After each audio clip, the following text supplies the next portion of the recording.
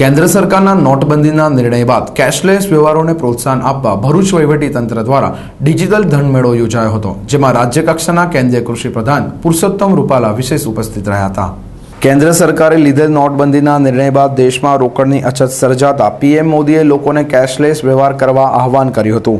લોકો વધુમાં વધુ કેશલેસ વ્યવહારો કરતા થાય અને તેઓને પ્રોત્સાહન મળે તે હેતુથી ભરૂચ વહીવટીતંત્ર દ્વારા આજરોજ ડિજિટલ ધન મેળો યોજાયો, જેમાં રાજ્યકક્ષાના કેન્દ્રીય કૃષિ પ્રધાન પુરુષોત્તમ રૂપાલા વિશેષ ઉપસ્થિત રહ્યા હતા, જેઓના હસ્તે કેશલેસ વ્યવહાર કરનારા લોકોને પ્રમાણપત્રો આપવામાં આવ્યા હતા અને લકી ડ્રો કરવામાં આવ્યો હતો। આ પ્રસંગે કેન્દ્રીય કૃષિ પ્રધાને જણાવ્યું હતું કે કેન્દ્ર સરકારના નોટબંધીના નિર્ણયની 5 રાજ્યોમાં યોજાઈ રહેલ ચૂંટણીના પરિણામ પર કોઈ અસર નહીં પડે। આ પ્રસંગે કેન્દ્રીય કૃષિ પ્રધાને ચકચારી નલિયાકાંડ અંગે નિવેદન આપતા જણાવ્યું કે કોંગ્રેસ પાસે હવે કોઈ મુદ્દો રહ્યો નથી, માટે મુદ્દો બનાવી રહી છે, પરંતુ ભાજપ પીડિતાની સાથે છે અને જવાબદારો સામે કડક કાર્યવાહી કરવામાં આવશે।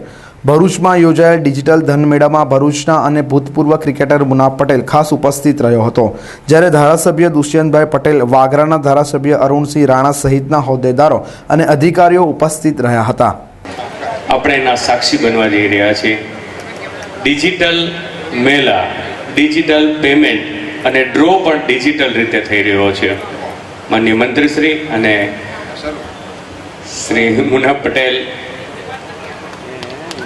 આપણે સૌ જોરદાર તાળીઓથી ભારત સરકારના આ પ્રયાસને બિરદાવીએ। આપવાથી આ કેશલેસ ટ્રાન્ઝેક્શન થઈ જશે અને પોતાના એકાઉન્ટમાંથી આ પૈસા ટ્રાન્સફર થશે। આ સેવા જેમ ભરૂચ જિલ્લા લાગુ કરી રહ્યો છે, એમ સમગ્ર ગુજરાત રાજ્યમાં પણ સસ્તા અનાજની દુકાનોમાં લાગુ કરાઈ છે। આ બંને ગામોએ પણ કેશલેસ વ્યવહારો માટે, ઈ ટ્રાન્ઝેક્શન માટે ખૂબ સુંદર પ્રયાસ માનનીય કલેક્ટર સાહેબ પ્રતિકાત્મક રીતે સન્માની રહ્યા છે, માનનીય જિલ્લા વિકાસ અધિકારી સન્માની રહ્યા છે।